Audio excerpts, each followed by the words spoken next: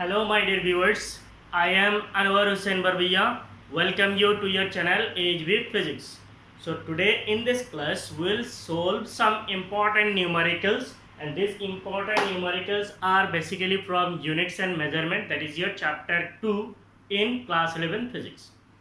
ना बेसिकली इस वीडियो को बनाने का पीछे मकसद यही है कि मैंने आपको मीन्स मेरे स्टूडेंट्स को कुछ असाइनमेंट्स दिया था, तो मुझे लगा आप लोग कर लेंगे, लेकिन आप लोगों का क्वेरीज देख के अभी मुझे ये वीडियोस बनाना पड़ रहा है। ठीक है, तो मैं वीडियोस बना रहा हूँ। हेडिंग मैंने डाल दिया, that heading is applications of dimensional analysis.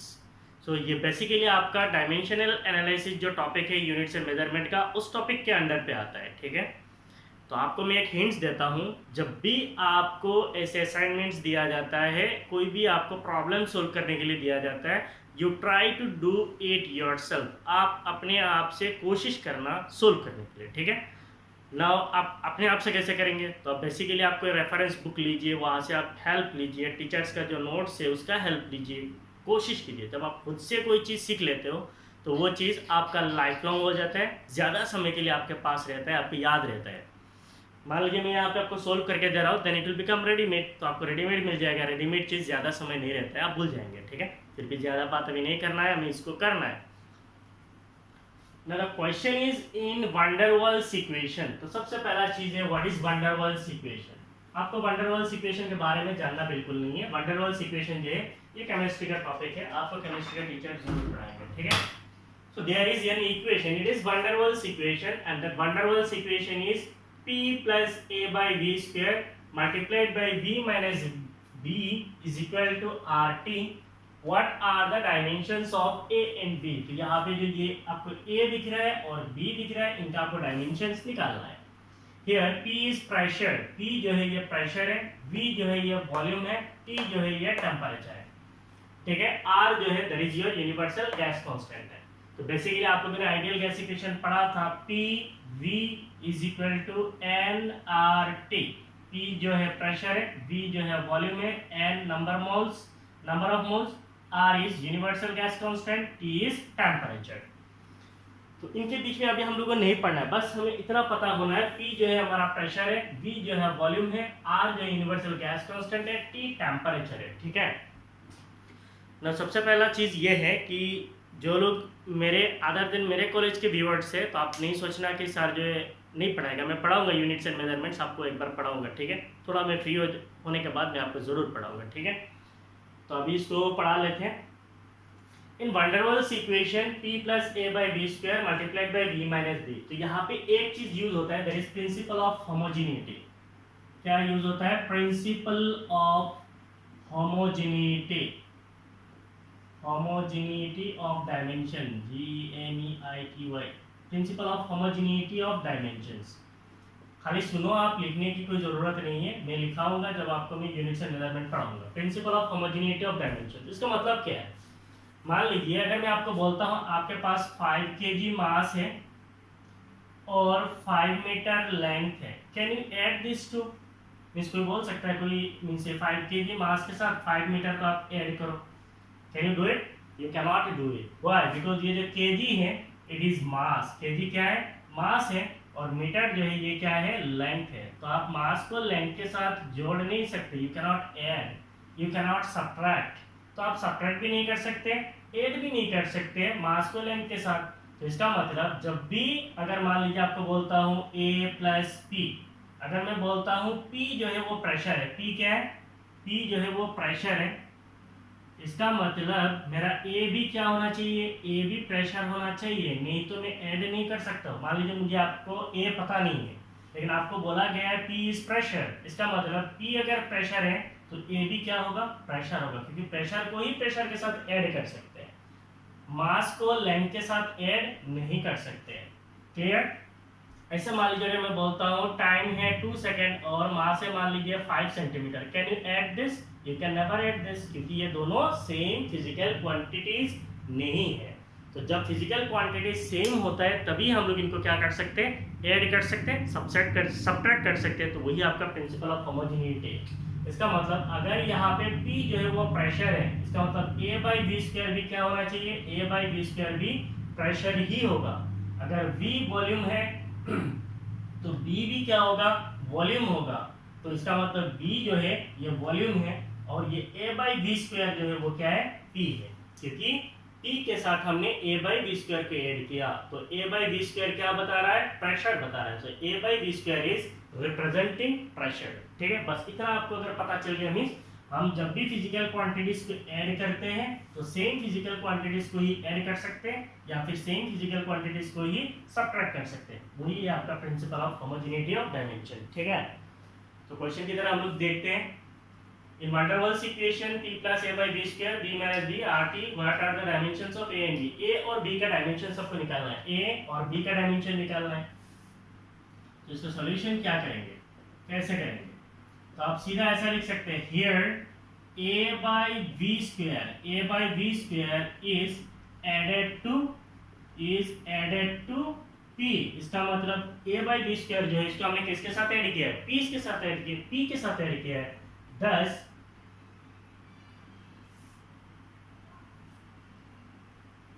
Thus a by v square must represent pressure। a by v square क्या रिप्रेजेंट करना चाहिए, must represent pressure। a by v जो है ये प्रेशर को रिप्रेजेंट करेगा। तो हमने क्या लिखा है, here a by v square is added to p। a by v square जो इसको p के साथ ऐड किया, इसका मतलब a by v square क्या बता रहा है, प्रेशर बता रहा है। तो इसका मतलब सबसे पहले हमें क्या चाहिए, p का डायमेंशन चाहिए, v का डायमेंशन चाहिए। तो आपको एक क्वेश्चन मान लीजिए अगर नए हो तो आपको याद मीन्स डाउट लगेगा, व्हाट इज डायमेंशन। डायमेंशन क्या होता है, dimensions are the powers to which the fundamental physical quantities must be raised to obtain that quantity. कुछ समझ में नहीं आया है ना? मान लीजिए अगर मैं आपको बोलता हूं force, what is, I am asking you force, what is force? It is mass multiplied by acceleration. Force क्या है, मास मल्टीप्लाइड बाय एक्सेलरेशन। अगर मैं बोलता हूँ फोर्स क्या है, फोर्स इज कैपिटल एफ। मास क्या है, मान लीजिए मैं सिंबल लिखता हूँ तो स्मॉल एम। एक्सेलरेशन का हम लोग सिंबल के लिए कैसे लिखते हैं, स्मॉल ए। तो अगर मैं बोलता हूँ एम जो है, एम क्या है, मास है। मास का ऐसा यूनिट क्या होता है, मास का ऐसा यूनिट है केजी, दैट इज किलोग्राम। और एक्सेलरेशन क्या होता है, हमें पता है एक्सेलरेशन क्या होता है, it is time rate of change of velocity, that is dv by dt। ऊपर में क्या है, वेलोसिटी है, तो इसका ऐसा यूनिट क्या है, मीटर पर सेकंड है, और नीचे में टाइम है, ऐसा यूनिट क्या है, सेकंड है। इसका मतलब एक्सेलरेशन का ऐसा यूनिट क्या है, मीटर पर सेकंड स्क्वायर है। तो इसका मतलब एक्सेलरेशन से आपको क्या मिलेगा, मीटर पर सेकंड स्क्वायर है। तो डायमेंशन कैसे लिखते हैं, केजी क्या है, मास है, इसका डायमेंशन क्या है, कैपिटल एम है। स्मॉल एम क्या है, इट इज लेंथ है। स्मॉल एम क्या रिप्रेजेंट कर रहा है, मीटर, किसका यूनिट है, लेंथ है, इसका डायमेंशन क्या है, एल है। सेकंड किसका यूनिट है, टाइम का यूनिट है, इसका डायमेंशन क्या है, कैपिटल टी है। तो इसका मतलब अगर मैं लिखता हूँ कैपिटल एफ, डायमेंशन जब भी आप लिखेंगे तो स्क्वायर ब्रैकेट के अंदर डालेंगे, it will be equal to, पहले क्या आएगा, मास, सो कैपिटल एम, इसका पावर कितना है, इसका पावर 1 है। L is length, so L जो है इसका पावर कितना है, इसका पावर 1 है। उसके बाद सेकंड क्या है, टाइम है, इसका पावर इधर देखिए पावर कितना है, -2 है। इसका मतलब m power 1, l power 1, t power -2। तो ये पूरा मिलके क्या बना, फोर्स का डायमेंशनल फॉर्मूला बना। फोर्स का क्या बना, डायमेंशनल फॉर्मूला बना। डायमेंशन क्या है, आर द पावर्स, क्या है, पावर्स। तो m का पावर 1 है, l का पावर 1 है, t का पावर -2 है। तो 1 1 -2 ये क्या बना, डायमेंशन। और m power 1, l power 1, t power -2 ये क्या बना, डायमेंशनल फॉर्मूला। लेफ्ट साइड में हमने फिजिकल क्वांटिटी को रखा, राइट साइड में फॉर्मूला, बीच में इक्वेशन, तो इसको इक्वल साइन रखा, इसको हम बोलते हैं डायमेंशनल इक्वेशन। क्लियर? तो ये बेसिक चीजें आप लोगों ने पढ़ लिया है, मैं ऐसा एज्यूम कर रहा हूँ आप लोगों ने पढ़ लिया है। मैं जब आपको यूनिट्स एंड मेजरमेंट पढ़ाऊंगा तो मैं आपको पढ़ाऊंगा, that is a different question. अभी इसको करते हैं। तो यहाँ तक हमें पता चला कि a by v square is added to p। a by v square जो इसको हमने p के साथ ऐड किया, इसका मतलब a by v square is representing pressure। a by v क्या बता रहा है, प्रेशर बता रहा है। तो सबसे पहले हमें क्या चाहिए, p का डायमेंशन चाहिए। p का मतलब क्या, प्रेशर। What is pressure? तो पहले अगर हम लोग बोलते हैं डायमेंशन ऑफ p, इसका मतलब dimension of pressure. What is pressure? Dimension of P, तो पहले आपको मैं पढ़ा देता हूँ व्हाट इज प्रेशर। प्रेशर को हम डिफाइन करते हैं force divided by area. Pressure का मतलब क्या है, फोर्स पर यूनिट एरिया को हम लोग बोलते हैं प्रेशर। फोर्स क्या होता है, फोर्स होता है मास इनटू एक्सीलरेशन, और एरिया क्या होता है, एरिया का ऐसा यूनिट होता है मीटर स्क्वायर। अब ये एम देखिए, इसको नहीं काटना, ये एम रिप्रेजेंट करता है मास और ये एम रिप्रेजेंट कर रहा है मीटर, ठीक है। अब ऐसा यूनिट में अगर हम लोग बोलेंगे तो मास ऐसा यूनिट क्या है, केजी है, और एक्सीलरेशन का ऐसा यूनिट क्या है, मीटर पर सेकंड स्क्वायर है, और नीचे क्या आएगा आपका मीटर स्क्वायर आएगा। तो इसका मतलब अगर मैं बोलता हूँ प्रेशर, प्रेशर का ऐसा यूनिट क्या आएगा, प्रेशर का ऐसा यूनिट आएगा केजी, मीटर नीचे है तो मीटर ऊपर चला जाएगा, metre inverse second power -2, KG metre inverse second power -2, तो ये क्या बनेगा, एसआई यूनिट। अगर मैं बोलता हूँ डायमेंशनल फॉर्मूला फॉर प्रेशर, तो क्या बनेगा, केजी किसका डायमेंशन है, यूनिट किसका है, मास का, मीटर किसका यूनिट है, लेंथ का, पावर क्या है -1 है, सेकंड क्या है, टाइम है, टाइम का पावर क्या है -2 है। तो इसका मतलब m l inverse t power -2, ये क्या है, डायमेंशनल फॉर्मूला है किसका, प्रेशर का। तो what is the dimension of P, dimension of P जब भी आप लिखेंगे तो P को आप क्या कीजिए, स्क्वायर ब्रैकेट के अंदर डालिए। इसका डायमेंशनल फॉर्मूला क्या है, m l inverse t power -2, ठीक है, ये हो गया मेरा P का डायमेंशन। अब a बाई वी स्क्वायर जो है, इसको मैंने किसके साथ ऐड किया है, P के साथ ऐड किया। a बाई वी स्क्वायर क्या बताएगा, प्रेशर बताएगा, तो पहले मुझे V का डायमेंशन चाहिए। सो what is the dimension of V, dimension of V, V का मतलब क्या है, वॉल्यूम है, और वॉल्यूम का डायमेंशन क्या होता है आपको पता है, व्हाट इज वॉल्यूम। जब भी हम लोग बोलते हैं वॉल्यूम, वॉल्यूम का मतलब क्या है, वॉल्यूम को अगर हम लोग डिनोट करते हैं V से, तो ये क्या होता है, लेंथ ब्रेथ हाइट, तीन चीज आता है, length multiplied by breath multiplied by height आता है। लेंथ को अगर मीटर में, लेंथ का यूनिट क्या है, मीटर है, ब्रेथ का यूनिट मीटर है, हाइट का यूनिट मीटर है। इसका मतलब वॉल्यूम का ऐसा यूनिट क्या है, वॉल्यूम का ऐसा यूनिट है मीटर क्यूब। अगर मैं बोलता हूँ वॉल्यूम का डायमेंशनल फॉर्मूला क्या है, तो वॉल्यूम का डायमेंशनल फॉर्मूला क्या बनेगा, मीटर, इसका मतलब लेंथ, सो इसका मतलब एल क्यूब है। सो वॉल्यूम का डायमेंशन क्या है, एल क्यूब है। इसको मैं राइट साइड में रख रहा हूँ, या आपको लिखने की जरूरत नहीं है। So what is the dimension of V, dimension of V is L cube, dimension of V is L cube, हो गया। नाउ हमारा हमें क्या करना है, ए का डायमेंशन निकालना है, तो हमने क्या लिखा है, A by V square is added to P, A by V square को पी के साथ ऐड किया, इसका मतलब ए बाई वी स्क्वायर क्या बताएगा, प्रेशर बताएगा। तो इसका मतलब therefore we can say that the dimensional formula for a by v square will be equal to the dimensional formula for p, क्योंकि p के साथ मैंने इसको ऐड किया, इसका मतलब इसका डायमेंशन p के साथ इक्वल होगा। तो इसका मतलब इसको अगर मैं लिखता हूँ dimensional formula of A divided by dimensional formula of B square, then it will be equal to the dimensional formula for P. इसका मतलब अगर मैं निकालता हूँ dimensional formula for A, then it will be equal to dimensional formula for P. Dimensional formula for P क्या होता है, pressure, it is m l power -1 t power -2 pressure into v square. तो वॉल्यूम का हमें पता है l cube, तो v square क्या हो जाएगा, l पावर 6। इसका मतलब what will be the dimensional formula for a, the dimensional formula for a will be equal to m l power 5 t power -2, l power 5 t power -2 is the dimensional formula for a, ठीक है।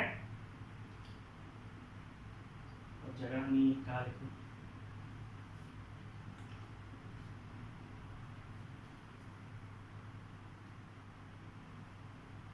इसको मैं गोल करके लिख दे रहा हूँ, ठीक है। आपको एग्जाम में तो नहीं लिखने है, मान लीजिए अगर ये आता है तो आपको एग्जाम में ऐसे लिखना है, ये आपको समझने के लिए। नेक्स्ट हमें b का भी डायमेंशन चाहिए, b किसके साथ मैंने सब्ट्रैक्ट किया, b v से सब्ट्रैक्ट किया है। सो हम उसके बाद क्या लिखेंगे, b is subtracted from v, b is subtracted from v। v जो है v से सब्ट्रैक्ट किया गया है, therefore dimensional formula for b must be equal to the dimensional formula for v। तो v का जो डायमेंशन होगा वो क्या होगा, v के डायमेंशन के बराबर होगा। v क्या है, वॉल्यूम है, इसका मतलब b का डायमेंशन क्या होगा, the dimensional formula for b must be equal to l cube. Volume क्या होता है, l क्यूब, तो इसका मतलब डायमेंशनल फॉर्मूला क्या होगा, l क्यूब। क्लियर?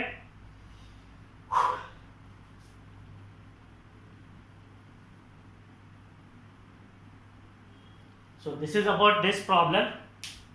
अब जल्दी जल्दी पोज मारिए और लिखिए।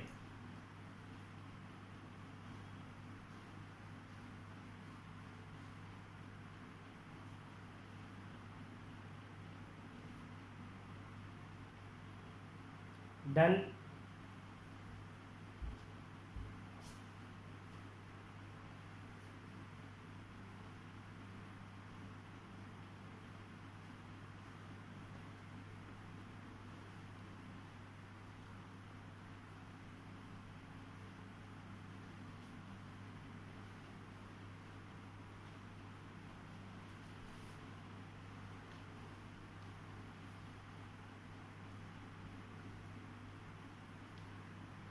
तो डायमेंशन का मैंने 3 प्रॉब्लम दिया था।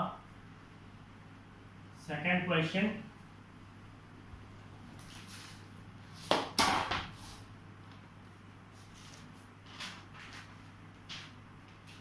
an expression of physical quantity. Question is an expression of physical quantity. An expression of physical quantity is written as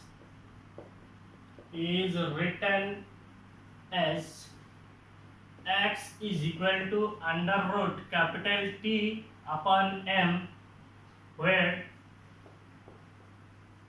capital T is the applied force,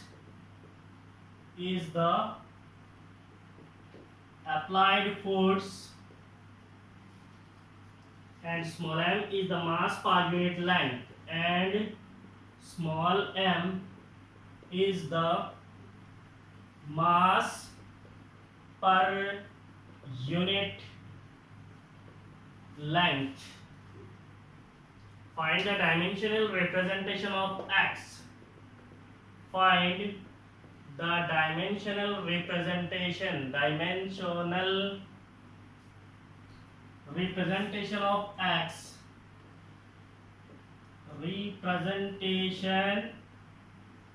of x.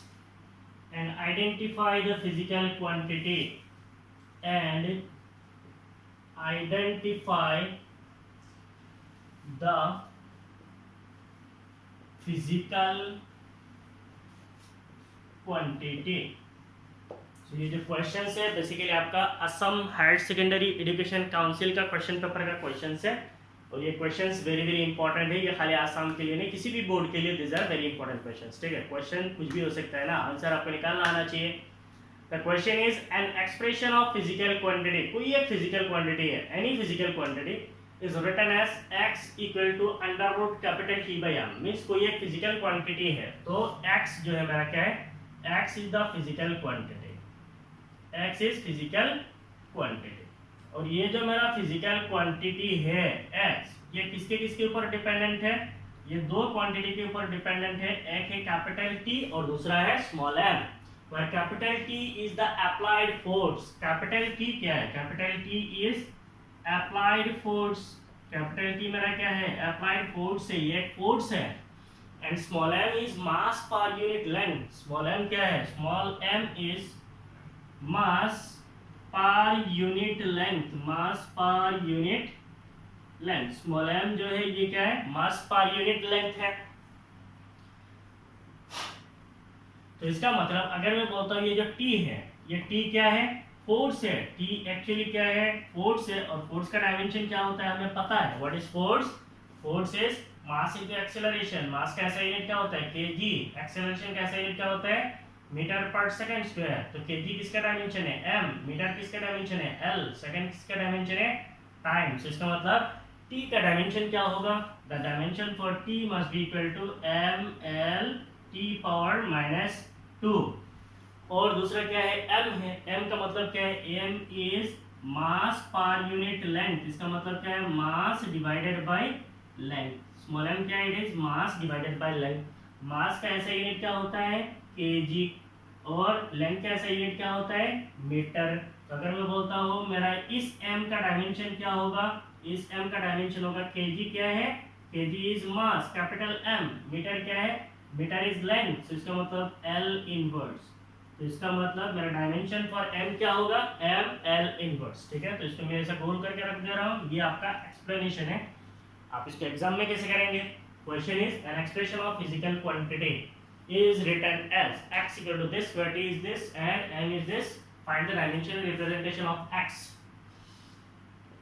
So you are given, आपके पास दिया हुआ है कोई एक physical quantity, you are given a physical quantity, that physical quantity is x and it is equal to under root capital T by m.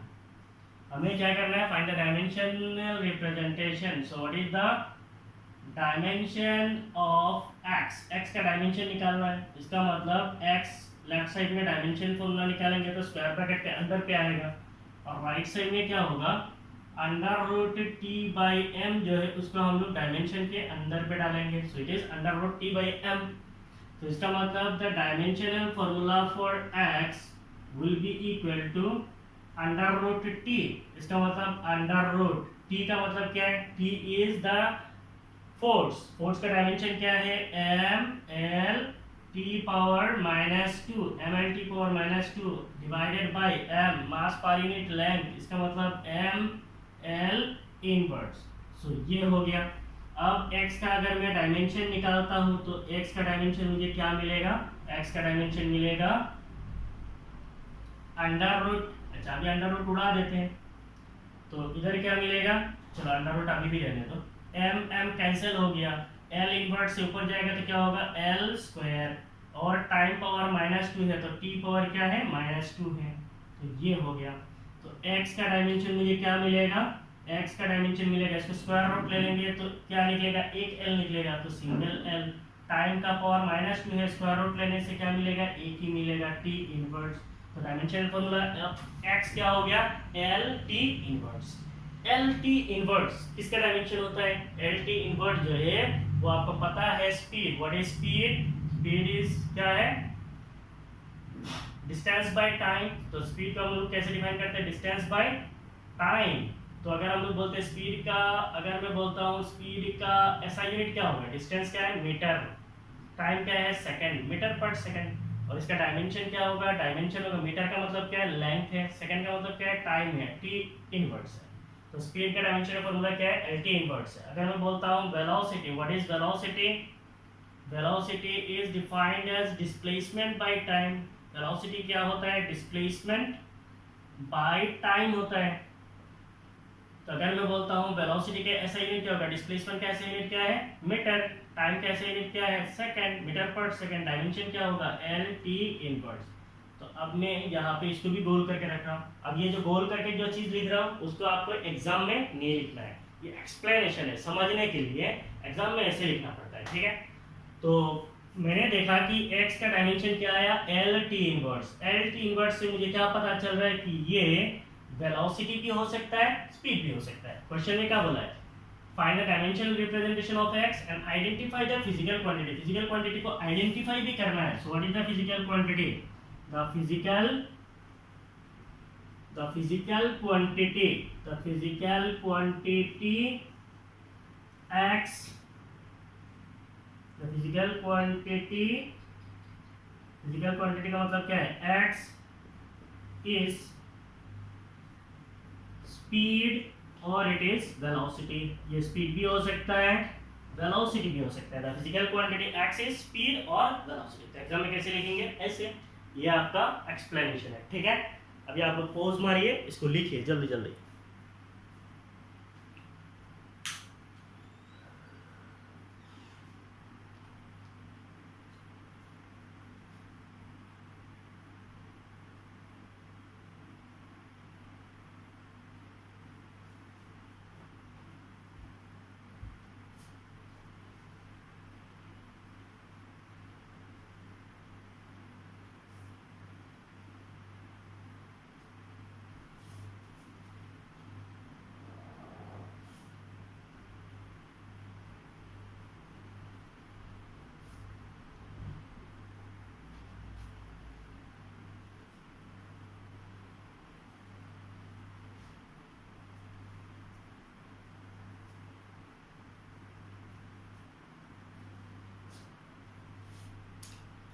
और एक question मैंने आपको दिया था,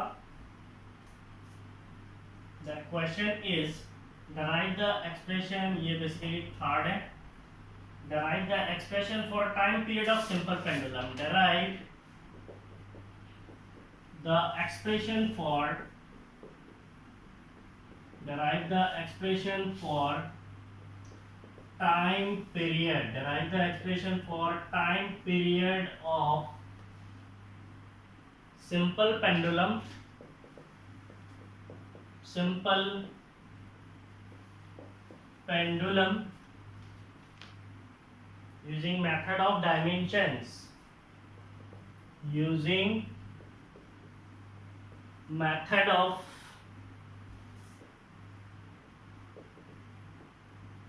dimensions, derive the expression for time period of simple pendulum using method of dimensions। तो ये आपका question है, मीन्स आपको डायमेंशनल एनालिसिस यूज करके सिंपल पेंडुलम का क्या निकालना है, टाइम पीरियड निकालना है। तो टाइम पीरियड क्या होता है उस चीज का तो आपको आइडिया होना ही पड़ेगा। So if you assume that हमारे पास कोई एक सिंपल पेंडुलम है, मान लीजिए कोई एक रिजिड सपोर्ट है, this is your rigid support, यहाँ पे कोई एक स्ट्रिंग है, तो ये कोई एक स्ट्रिंग है, इसके नीचे एक बॉब है, so this is a Bob, जिस रस्सी से बांधते हैं इसको कहा जाता है स्ट्रिंग, ये क्या है, स्ट्रिंग है, और ये क्या बन गया, इसको कहा जाता है Bob, so this is Bob. String, Bob, ये सब पेंडुलम क्या है, ये सब आपका दिमाग में आ रहा होगा क्योंकि आपको ये सब तो मिला नहीं है। मान लीजिए अगर मैं बोलता हूँ ये क्या है, ये आपको तो दिख रहा है ये क्या है, एक लॉक है कि नहीं है, और ये क्या है, थ्रेड है, तो थ्रेड से मैंने इस लॉक को बांधा है। तो ये जिस, मान लीजिए यहाँ पे मैंने बांधा है तो ये हो गया रिजिड सपोर्ट, ये जो रस्सी है इसको बोलते हैं स्ट्रिंग, और ये जो मास है इसको कहा जाता है बॉब, ठीक है। इसका टाइम पीरियड क्या होता है, टाइम पीरियड का मतलब क्या, पेंडुलम क्या करता है, ऐसे आता है फिर जाता है, आपको कैमरा में दिख रहा है नहीं दिख रहा है, तो ये हो गया मेरा बॉब, ये हो गया स्ट्रिंग। अब ये बॉब क्या करेगा, मान लीजिए मैं ऐसा छोड़ता हूँ तो जाएगा आएगा, ये क्या कर रहा है, जा रहा है आ रहा है, so what is this, this is acting as a pendulum, ये क्या हो गया, पेंडुलम हो गया। इसी को कहा जाता है सिंपल पेंडुलम, क्या कहा जाता है, सिंपल पेंडुलम। मजा आ रहा है देख के, very good, so this is pendulum. इसका टाइम पीरियड क्या होता है, टाइम पीरियड का मतलब है, मान लीजिए इस पेंडुलम को मैं यहाँ पे पकड़ के इसको छोड़ूंगा, ठीक है। अब मैं इसको छोड़ रहा हूँ, ये गया आया, तो जाने का और आने का टाइम मिला के, जाना और आना दोनों टाइम मिला के जो टाइम पीरियड होता है उसको कहा जाता है टाइम पीरियड। ये गया आया टाइम पीरियड हुआ। टाइम पीरियड का मतलब क्या है, it is the time for one complete oscillation, एक कंप्लीट ऑसिलेशन का जो टाइम होता है उसको क्या कहा जाता है, टाइम पीरियड कहा जाता है। तो ये गया आया, एक बार गया, जाने में और आने में, जाने में आने में जो समय लगता है उसको कहा जाता है time period. So what is the time period, it is the time for one complete oscillation, जाने में और आने में जो समय लगता है उसको कहा जाता है टाइम पीरियड। Clear, sure. तो चलो अब आते हैं फिजिक्स में। अब यहाँ पे देखो, मान लो ये थ्रेड है, तो ये हो गया हमारा, मान लीजिए ये बॉब कैसे जाता है, ऐसे जाता है फिर आता है, तो ये बॉब मान लीजिए इधर से इधर गया, मान लीजिए मैं बॉब को यहाँ से छोड़ता हूँ तो इधर से इधर जाएगा, किधर गया, इधर से इधर गया, आया यहाँ पे, फिर यहाँ से किधर जाएगा, उधर, तो ऐसे मूव करता है कि जाता है आता है, जाता है आता है। तो इधर जाने में और आने में, जाने का और आने का दोनों समय मिला के जो समय होता है उसको कहा जाता है time period. Time period for one complete oscillation, जाने में आने में दोनों समय मिला के जो टाइम होता है उसको कहा जाता है टाइम पीरियड। और ये जो है ये वेरी वेरी इंपॉर्टेंट है फॉर एनी बोर्ड एग्जाम, ये एग्जाम में आता है। अब मेरा क्वेश्चन ये है कि ये टाइम जो चीज़ है, टाइम पीरियड जो है वो कौन कौन सा चीज़ के ऊपर डिपेंड करेगा। तो इसको एनालिसिस के लिए आप ऐसा समझ सकते हो, मान लो ये मेरा एक बॉब है, इमेजिन कीजिए ये बॉब है, तो बॉब का एक मास होगा, say that mass is small M, bob का मास कितना है, स्मॉल एम है। तो अब मैं इस बॉब जो है इसका भी मास कितना होगा, मान लीजिए 20 ग्राम है, इसको अगर मैं 1 किलोग्राम ले लेता हूँ, 1 किलोग्राम ऐसा लेके ऐसा छोड़ेंगे तो क्या होगा, 1 किलोग्राम जाने में आने में क्या लगेगा, एकदम बुरा हाल होगा ना। तो इसका मतलब मास कम होने से आराम से जाएगा, आराम से आएगा, मास ज़्यादा होगा तो इसका हाल बुरा होगा, टाइम ज़्यादा लगेगा जाने में और आने में। मास कम होने से हल्का है, जल्दी जाएगा जल्दी आएगा, और मास ज़्यादा होने से इसको जाने में और आने में क्या होगा, समय ज़्यादा लगेगा। तो इसका मतलब जो टाइम पीरियड है वो क्या है, टाइम पीरियड का अगर मैं टी से डिनोट करता हूँ तो मास के साथ प्रोपोर्शनल है। ये अगर मास कम है तो ये समय कम लगेगा, जाने में और आने में समय कम लगेगा। मास अगर ज्यादा होगा तो जाने में और आने में समय बहुत ज्यादा लगेगा। पहला कंडीशन हो गया। दूसरा कंडीशन, अब मैं अगर बोलता हूँ ये जो मेरा स्ट्रिंग है, मैं इस स्ट्रिंग को अगर ऐसा छोटा कर देता हूँ, इसको मैंने ऐसा छोटा कर दिया, अब मैं इसको अगर ऐसे मूव कराता हूँ तो ये क्या होगा, जाएगा आएगा, तो चुप चुप जा रहा है आ रहा है, जा रहा है आ रहा है, जा रहा है आ रहा है, तो इसका मतलब इसको समय कम लग रहा है। लेंथ जब छोटा होगा तो इसको समय कम लगेगा, चुप चुप जाएगा और आएगा, है कि नहीं है। अब मान लीजिए इसको मैं लेंथ को ज़्यादा कर देता हूँ, ऐसा कर दिया, उतना आपको शायद नहीं दिखेगा, लेंथ को भी ज़्यादा कर दिया। अब मैं ऐसा अगर करूँगा तो ये जाने में और आने में समय ज़्यादा लगाएगा, तो लेंथ जब लंबा होगा तो इसका जाने का और आने का समय मिला के जो समय लगेगा वो ज़्यादा समय लगेगा। लेंथ जब छोटा होगा तो जल्दी जाएगा जल्दी आएगा, जल्दी जाएगा जल्दी आएगा, समय कम लगता है। लेंथ लंबा होने से समय ज़्यादा लगता है। इसका मतलब टाइम पीरियड जो है ये और एक क्वांटिटी के साथ डिपेंडेंट है। टाइम पीरियड किसके साथ डिपेंडेंट है, लेंथ ऑफ स्ट्रिंग। ये जो स्ट्रिंग है, स्ट्रिंग का अगर मैं लेंथ बोलता हूँ एल, स्ट्रिंग का लेंथ कितना है, एल है, एल के साथ डिपेंडेंट है। कैसा डिपेंडेंट, लेंथ जब छोटा होगा चुप चुप चुप चुप जाएगा और आएगा, समय कम लगेगा। लेंथ लंबा होने से जाने में आने में समय ज्यादा लगेगा। तो टाइम पीरियड और एक चीज के ऊपर डिपेंड करता है, वो है एक्सेलरेशन ड्यू टू ग्रेविटी। किसके ऊपर डिपेंड करता है, एक्सेलरेशन ड्यू टू ग्रेविटी। अब मान लीजिए मैं इसको अगर यहाँ पे रखता हूँ तो यहाँ पे कौन सा एक्सेलरेशन ड्यू टू ग्रेविटी लग रहा है, इसका एक मास है, तो अर्थ का जो ग्रेविटी है उसको खींचेगा, किधर खींचेगा, the gravity of earth will attract it at the downward, means ये क्या करेगा, डाउनवर्ड डायरेक्शन में खींचेगा। that is force due to gravity will be mass into acceleration due to gravity। तो ये एक्सेलरेशन ग्रेविटी की फोर्स की वजह से वो किधर खींचेगा, there will be a force that will be in the downward direction। तो ये फोर्स किसके ऊपर डिपेंडेंट है, m के ऊपर डिपेंडेंट है, और किसके ऊपर डिपेंडेंट है, एक्सेलरेशन ड्यू टू ग्रेविटी के ऊपर डिपेंडेंट है। इसका मतलब ये जो बॉब है इसका जो टाइम पीरियड है वो किसके ऊपर डिपेंडेंट है, एक्सेलरेशन ड्यू टू ग्रेविटी के ऊपर डिपेंडेंट है। और एक्सेलरेशन ड्यू टू ग्रेविटी हर जगह पे सेम नहीं होता है। मान लीजिए अर्थ है तो अर्थ के सरफेस में एक्सेलरेशन ड्यू टू ग्रेविटी जो है वो एक, उसका वैल्यू एक होता है। अर्थ के मून के सरफेस में अगर जाके हम लोग एक्सेलरेशन ड्यू टू ग्रेविटी बोलेंगे तो उसका वैल्यू कुछ और होता है। अर्थ के सरफेस का एक्सेलरेशन ड्यू टू ग्रेविटी कितना होता है, 9.8 मीटर पर सेकंड स्पीड, 9.8 मीटर पर सेकंड होता है, 9.8 मीटर पर सेकंड स्क्वायर होता है। और अगर हम लोग उसका स्टैंडर्ड कुछ समय में हम लोग कैलकुलेशन में 10 मीटर पर सेकंड स्क्वायर भी लेते हैं।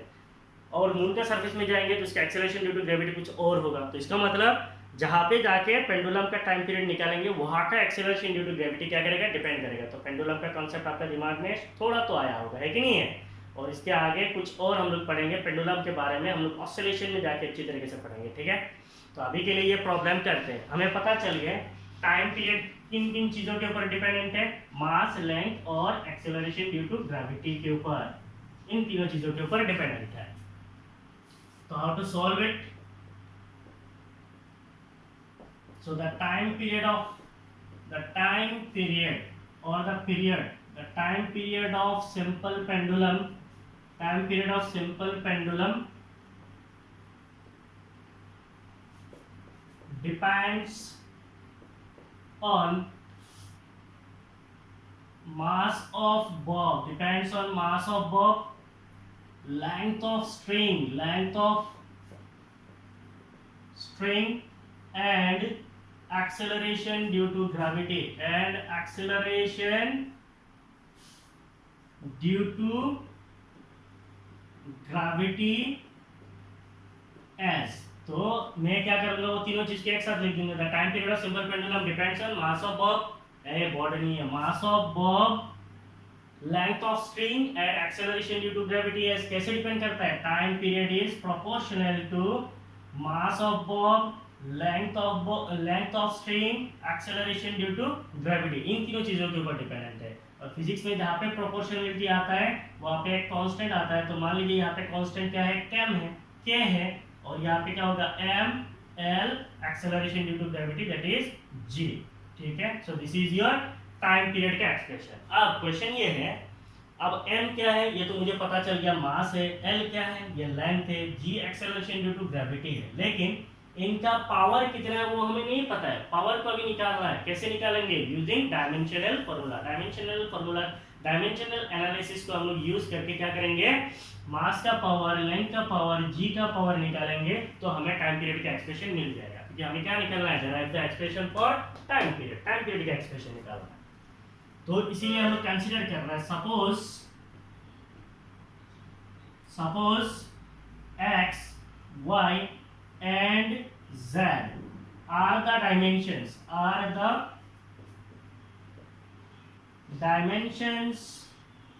of small m, l, g, small l, l, l and g respectively। मैंने क्या कंसीडर किया, suppose x, y and z, x, y, z are the dimensions means powers of m, l and g respectively। तो आप बोलोगे sir k कहाँ गया, k क्या है, डायमेंशनलेस कांस्टेंट है, it is a constant, constant का डायमेंशन नहीं होता है, तो इसका मतलब k का डायमेंशन नहीं है। m का डायमेंशन मैं ले लेता हूँ x, m का डायमेंशन लेता हूँ x, l का डायमेंशन लेता हूँ y, g का डायमेंशन लेता हूँ z, उनका डायमेंशन निकालेंगे, मुझे इक्वेशन निकल जाएगा। तो कैसे करेंगे, therefore we can write t is equal to k m power x, m power x, y power m power x, l power y, l का पावर कंसीडर किया है तो l का पावर y एंड g का power z, x, y, z are the dimensions of m, l and g respectively। तो m का dimension हो गया x, l का डायमेंशन हो गया y, g का डायमेंशन हो गया z, ठीक है। अब हम लोग क्या करेंगे, हमें पता है लेफ्ट साइड का जो डायमेंशन होगा, using principal of homogeneity of dimensions, left side में टाइम है तो टाइम का जो डायमेंशन होगा, राइट साइड का जो डायमेंशन होगा ये इक्वल होगा, तो ही तो हम बीच में इक्वल डाल सकते हैं। इसका मतलब डायमेंशनली इधर का डायमेंशन और इधर का डायमेंशन क्या होगा, इक्वल होगा, ठीक है। तो पहले आप पोज मार के थोड़ा यहाँ तक तो लिख लीजिए।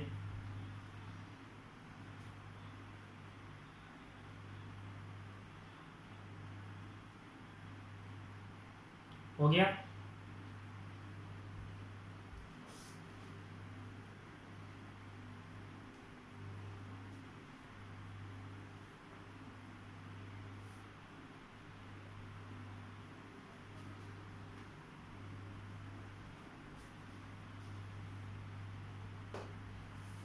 तो उसके बाद हम लोग करेंगे taking dimensions on both sides, taking dimensions on both sides, दोनों साइड में क्या करेंगे, डायमेंशंस को यूज करेंगे, taking dimensions on both sides. इसका मतलब लेफ्ट साइड में क्या आएगा, लेफ्ट साइड में आएगा t का dimension will be equal to right side में k का तो डायमेंशन होता नहीं है, इसका मतलब m power x, l power y, l अभी स्मॉल है, l power y, g power z, तो दोनों साइड में डायमेंशन ले लेंगे। तो t क्या है, टाइम पीरियड है, तो इसका मतलब ये टाइम है, इसका तो डायमेंशन और क्या लेना है, तो इसका मतलब t पावर 1 ही है। अब मैं अगर लिखता हूँ m पावर 0, l पावर 0, कोई प्रॉब्लम है, मास और लेंथ तो है नहीं तो 0 लिख सकते हैं, will be equal to right side में क्या आएगा, m का मतलब क्या है, मास, m क्या है यहाँ पे, m इज मास, मास का ऐसा यूनिट क्या है, kg, डायमेंशन क्या है, कैपिटल M, तो इसका मतलब क्या आएगा, capital M power x, L क्या है, L इज लेंथ, L क्या है, लेंथ, ऐसा यूनिट क्या है, मीटर, डायमेंशन क्या है, कैपिटल L, इसका मतलब L पावर क्या आएगा, y, और g क्या है, g is acceleration due to gravity, g actually क्या है, इट इज एक्सीलरेशन है, और एक्सीलरेशन का ऐसा यूनिट क्या होता है, मीटर पर सेकंड स्क्वायर होता है, डायमेंशन क्या होगा, L t पावर -2, इसका मतलब क्या होगा, L t पावर -2, लेकिन यहाँ पे एक प्रॉब्लम है, पावर z दिया आएगा, g का डायमेंशन क्या है, L t पावर -2, लेकिन होल पावर क्या है, z है, ठीक है। अब देखिए, तो इसको हम लोग क्या लिख सकते हैं, m power 0, l power 0, t power 1 will be equal to m power x, l power y L power Y इधर से आएगा और इधर से क्या आएगा एल पावर जेड, तो इसका मतलब L power Y multiplied by L power Z, तो क्या होता है बेस से में पावर ऐड होता है L power Y plus Z होगा, तो इसका मतलब L power Y plus Z होगा, और टाइम पावर माइनस क्या होगा 2z, तो टाइम पावर क्या है माइनस 2z, ठीक है। सो दिस इज योर दोनों साइड का डायमेंशन, और हमें पता है लेफ्ट साइड का डायमेंशन राइट साइड का डायमेंशन के क्या होना चाहिए, बराबर होना चाहिए। इसका मतलब लेफ्ट साइड में m का जो पावर है राइट साइड का m का पावर क्या क्या होना चाहिए, बराबर होना चाहिए। लेफ्ट साइड का लेंथ का जो पावर है राइट साइड का लेंथ का पावर के इक्वल होना चाहिए। लेफ्ट साइड का टाइम का पावर राइट साइड का टाइम का पावर के बराबर होना चाहिए। So we can write equating dimensions on both sides, equating